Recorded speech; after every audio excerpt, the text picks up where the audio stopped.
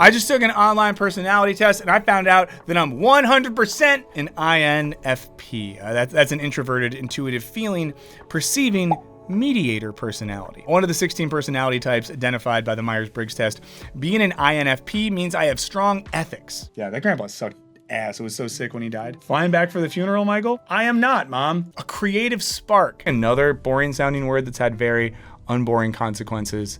It's probably like fellatio. And I'm a great listener. I saw a friend I haven't seen in I've only seen twice in 15 years. And I saw him last week and we were standing there and he was like, bro. And I was like, what? And he was like, your eyebrows are fucking crazy. And I was like, what? In fairness, Callie also says, that they're bad. And because personality types don't change, I'm gonna die an INFP. Personality tests are a $2 billion industry, diagnosing everything from love languages to dark triad personality traits of Machiavellianism, narcissism, and psychopathy. If you're a dark triad, shout yourself out in the comments with your name and address so we know to avoid you. Now, according to my results, I possess a rich inner world, brimming with imagination, empathy, and idealism. And while I'm creative, that creativity can sometimes lead me, to become lost in daydreams, making it challenging to navigate the more practical aspects of life, which doesn't sound wrong. You gotta think about, hey, how have I made an impact? How have I changed things? How have I turned something that I couldn't do into something that I could do? There's been a couple times, to be honest, we've been filming a video in here and a section finishes and I realized I didn't remember saying the words because I was just thinking about something else, probably what I was gonna cook for dinner that night, or characters from a fictional program, or wondering if there was a sliding door scenario or earlier in my life I would have made one different decision, I'd be in a totally different place right now. Not that I want that, but The test also said that one of my INFP comrades is Amélie Poulain, from one of my favorite movies, at least one of my favorite movies as a teenager, Amélie.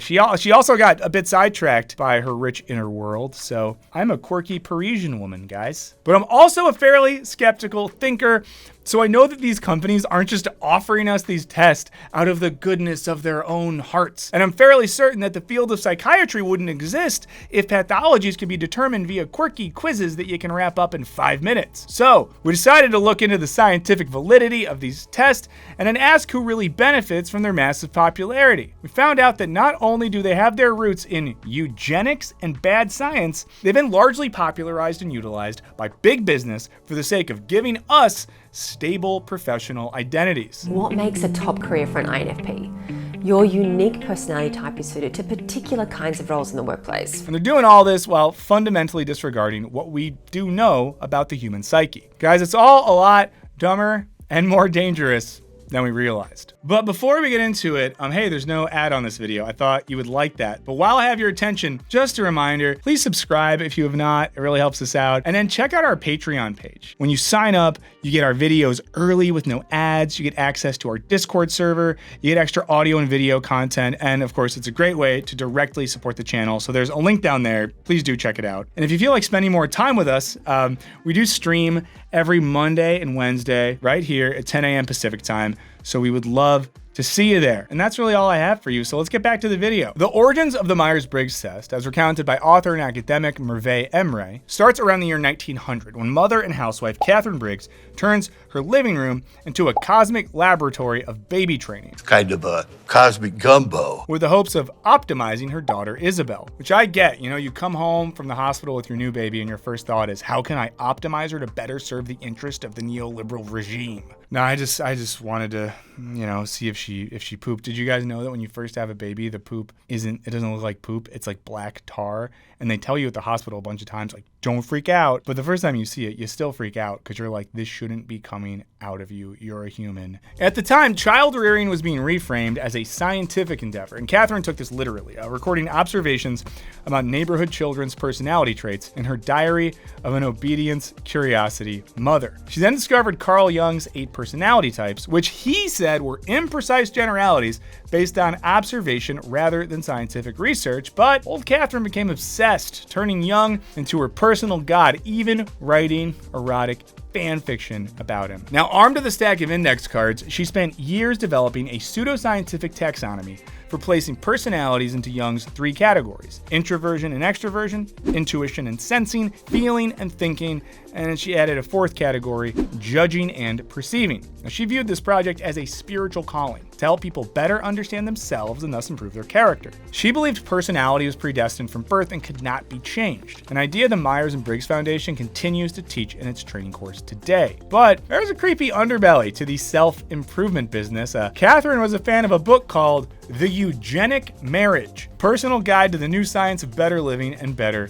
Babies. She believed that multitudes of people are utterly worthless, or worse than worthless. The original Myers-Briggs test was not intended to be taken by anyone with an IQ under 100. Fueled in part by global soul searching in the wake of the World Wars, personality tests became a cultural craze in America. However, most were designed to identify potential employees with abnormal personalities, or to determine whether Army recruits were likely to experience shell shock. The latter via a questionnaire with inquiries like, do you have too many sexual dreams? Another question was, have you ever hurt yourself by masturbation? I don't know. If you want to let us know in the comments, we'd be interested in hearing about it. But in the early 1940s, Catherine's daughter Isabel wanted to create a personality test that generated only positive results. Isabel conducted her own research in an equally weird journal titled Diary of an Introvert Determined to Extrovert, Write, and Have a Lot of Children. Isabel turned her mother's personality indicators into a written questionnaire, with each question having 2 possible answers. Now, she promoted it cheerfully, saying each type has its own special advantages, and gave them attractive titles like super dependables or standard executives. Results were calculated separately based on gender because women were believed to be innately more feeling than men, which, if that made sense, why do I cry every time I'm in the car? For Isabel, sorting people by type was a quest for a better social order that would be achieved by identifying the personalities best suited for high-powered jobs. This provides what Emre calls a blueprint for many other institutions, corporations, colleges, churches, and hospitals that wish to use personality assessment to bring their operations into the modern era. It was used for everything from assigning custody rights to calculating life insurance premiums. Now, extroverted, intuitive types were considered bigger risk takers. But Myers-Briggs found its true home in corporate America. By 1956, 60% of corporations used personality tests to help sort people into the right occupation. Now, the rise of white-collar work required more integration of personality into one's vocation. Standard Oil executive Oliver Arthur Oman took this to its logical conclusion with the invention of work-life balance. Now, to be clear, what he didn't mean there was a lifestyle where you balance your job with important things like hobbies and a social life. Nope, it actually meant fully integrating your personality into your job such that you were the same person at the office as you were at home. Now, this was achieved by making people feel that their work was their true calling. As Emre writes, the aim was to make every worker feel as if he was needed somewhere. The idea was not to accept work as a grim reality, the proverbial grind, but to set up the ideological conditions under which one would bind oneself to it freely and gladly as a point of pride and a source of self-validation. This made personality sorting just as much about social control as about self-discovery. What's that? Your permanent career assignment. Delivery boy? No, not again. And this leads to a cultural logic in which loving your job means not feeling like you're at work, even when you're just always working.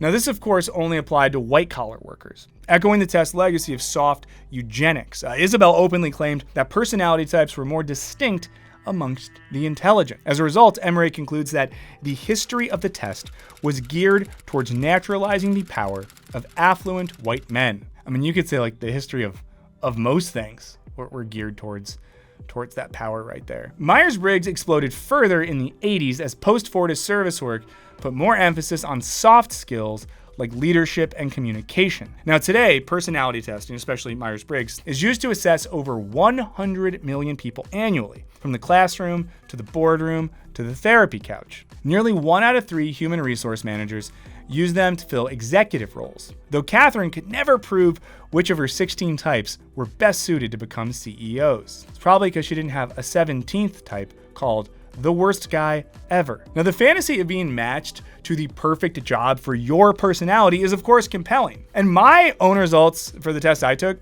said that I thrive in environments that allow you to express your creativity, help others, and stay true to your values. It also said that teaching, writing, or the arts often appeal to your nurturing nature and imaginative spirit, which honestly doesn't feel wrong and kind of describes most of what I do here. But Isabel had trouble conclusively matching types to careers. She was particularly flummoxed that introverts seem to make better nurses. If you're a nurse and an introvert, let us know how that works out for you. Also, shouts to you. What a great job. What a good thing to do with your life. You should get paid more money. And research has found that about 50% of people who take the test twice within weeks change types.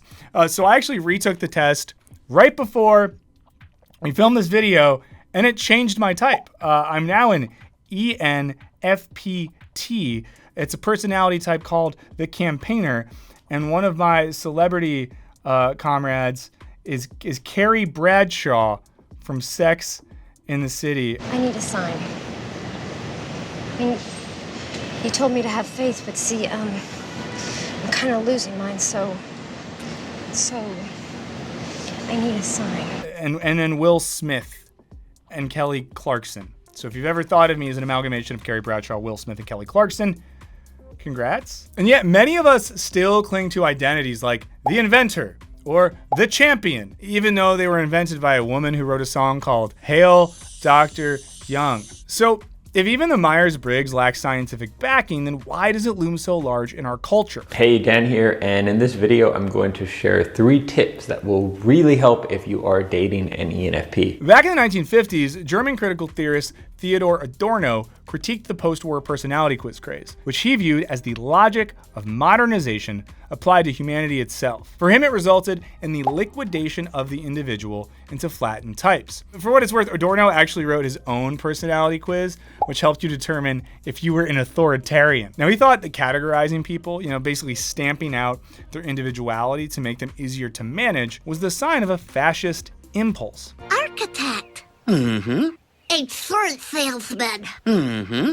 Salmon cutter. Which would make sense of why it became so popular in military and corporate environments, where it's important for large groups of people to buy in without much pushback. Now, Adorno was not alone in his skepticism. Sociologist William H. White's seminal analysis of 1950s conformity, The Organization Man, concludes with an appendix called How to Cheat on Personality Tests. Shout out to cheating. White argued that all workplace personality tests were inherently value-laden, especially emphasizing conformity and company loyalty, meaning it was best to game the test by scoring between 40 to 60%. It basically means being normal via just conventional, run-of-the-mill pedestrian answers. He advised expressing sentiments like, I love my father and my mother, but my father a little bit more. Or, I don't care for books or music much. Let me know in the comments which parent you love more. He also gave examples like, I love my wife and children, but I don't let them get in the way of company work. The idea of there being some sort of normal personality type is epitomized by the popular Minnesota Multiphasic Personality Inventory, or MMPI, first published in 1943. Invented to test patients at a mental asylum for personality traits and psychopathy, it has, over the years, featured questions that range from invasively anatomical, I have had no difficulty in starting or holding my bowel movement, to strange, I like mechanics magazines, to just pretty wild. Evil spirits possess me at times. But what's most telling is the way the test results are gauged. Because how close that you are to normal is determined by comparison to a control group, and that control group is comprised of the family and friends of the patients. So normal just meant, exclusively white Protestant rural Minnesotans who were married and had an 8th grade reading level. The control group has since been updated. Now they involve Catholics and people that read at a 10th grade level. Despite its myriad problems, including racial and socioeconomic bias, MMPI is administered to millions of Americans annually to determine things like who gets hired, who gets parole, and so on. This might be why there's an entire market for teaching people how to hack the MMPI to register as normal. But whether a test is quantifying your extroversion or merely reassuring a potential employer that you're definitely not going to shit yourself at work, its ubiquity in corporate America is symptomatic of what sociologist Erich Fromm dubbed the personality market. Now, this describes what happens when the self becomes a commodity that must be packaged as carefully as a new line of children's toys. You know, for kids. Now, we see this mentality in articles like the New York Times: the biggest financial asset in your portfolio is you, which urges you to engage your human capital at the highest level. Fromm argues that the constant stress of having your self-worth determined by the market value of your personality leaves us all with shaky self-esteem and constant need of validation. And what better validation than learning that you're normal, or better yet, an innovator, or even better yet, a mix of Kelly Clarkson, Will Smith, and Carrie Bradshaw. Briggs' goal of helping children maximize the potential of their innate personality traits has been thoroughly mainstreamed. And this speaks to something Michel Foucault called technologies of the self, or things which permit individuals to effect, by their own means or with the help of others, a certain number of operations on their own bodies and souls, thoughts, conduct, and way of being, so as to transform themselves in order to attain a certain state of happiness, purity, wisdom, perfection, or immortality. Personality quizzes function as a technology of the self that gives us the opportunity to self-interrogate for the purposes of maximizing our value as human beings, or, more accurately, as workers. As Myers-Briggs proponent Otto Kroger put it in 1981, the first big thing is self-insight. The second is self-management. His 1988 book on the topic promised that the fundamental gift of learning your Myers-Briggs type was the ability to manage yourself more effectively by understanding yourself more completely in any situation. And this makes personality typing a form of self-surveillance, where I'm constantly trying to maximize ingrained positive traits like my optimism and control my negative traits like taking things too personally. While this might make me a pliable and predictable employee, it doesn't really make me a fun hang. It also affirms that being an effective worker is more important than being a good or even just a well-adjusted person. Now, we've already talked about how the Myers-Briggs was developed without any scientific rigor and based on Jung's admittedly unscientific theories, personality type. But it gets worse when we look at these tests through a more philosophical and psychoanalytic lens. And that's because these tests assume an essentialist view of human personality, in which we all just are one specific way. But this goes against what we know about human subjectivity, namely that it's an active and constantly developing thing, not a fixed identity. Jean-Paul Sartre lays this out in his famous existentialist dictum that existence precedes essence, which means that we don't have a predetermined essence as human beings, but that the activity of our existence produces it. The denial of this, for Sartre, was called bad faith, which describes a mode of existence where we try to convince ourselves we just are one specific way. When we do this, it's a denial of our fundamental freedom. But when personality tests, self-help literature, and contemporary work culture tell us to embrace a type of fixed identity, we're basically denying the weird and fractured freedom at the heart of our own subjectivity. And when we tacitly deny this freedom, well, we make it a whole lot easier for others to tell us both who we are and what we're capable or incapable of. But hey, let's back up for a second here, because you might be thinking, sure, dude, these tests are messy and cranky philosophers hate them, but you can't deny that some people are just better at some things or more predisposed towards other things. And of course, different people have distinct personality traits shaped by biogenic dispositions, sociogenic influences, and culture and society more generally. Italians talk with their hands and they love their mamas. Californians call everyone dude and are great at chilling. And Australians are biologically predisposed to crime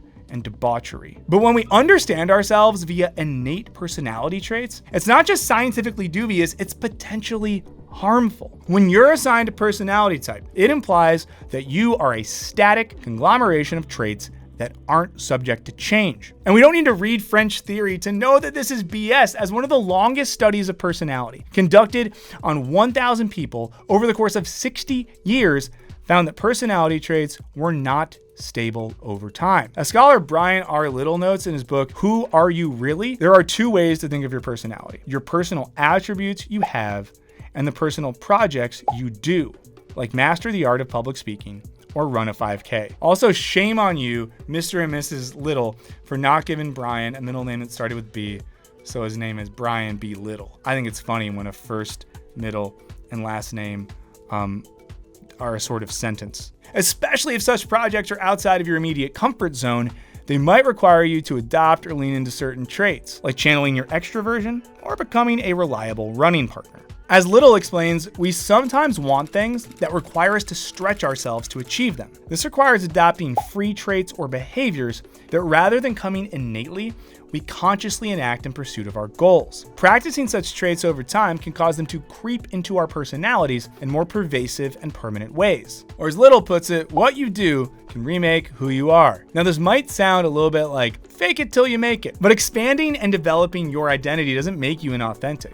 To return to the existentialist, acknowledging that your subjectivity is constantly evolving makes your existence more authentic. When Simone de Beauvoir writes that one is not born, but rather becomes a woman, she's not only describing the social construction of gender identity, she's making a broader point about how identity itself is something that's constructed via our activity. And this idea had explicitly social and political implications, as it offers a logic that undermines socially imposed types of identity. Now, this doesn't mean that you have to fight the power or run a 5K to expand your own identity. Something as straightforward as therapy has been shown to create long-term changes in personality traits like emotional stability and extroversion after 6 weeks. And while we might make the bad faith move telling ourselves we can't relate to our partner's emotions because we're thinkers, not feelers, or we don't share their love language, when we accept the foundational instability of ourself, we can embrace the possibility of learning to better relate to and understand others. Because at least according to Michel Foucault, the experience of the self is not a discovering of a truth hidden inside the self, but an attempt to determine what one can and cannot do with one's available freedom. While you might not be able to control a genetic predisposition towards a neurosis or change the lack of dopamine produced in your brain, you aren't wholly determined by these conditions. And you're a hell of a lot more free than a theory that boils human personality down to 16 specific personality types would lead you to believe. So when institutions like corporations, social media, and the military are gleefully sorting us into neat and controllable categories based on our personality types, we gotta take a step back and ask ourselves, who is benefiting from this system? Because spoiler alert, not us. And when we give the power of determining our identity to those seeking profit, data, or influence, we then deny ourselves the ability to imagine that we're capable of a freedom that could help us reshape ourselves and our world. But please, let me know what you think about all of this. I would love to hear your thoughts in the comments. Maybe even share your personality type with us if you want. That'd be fun. Reminder to please subscribe if you have not already. We have a Patreon. I mentioned it before. There's a link in the description. We stream every Monday and Wednesday at 10 a.m. Pacific. And we'll be back here next Friday with another video. And I hope to see you then.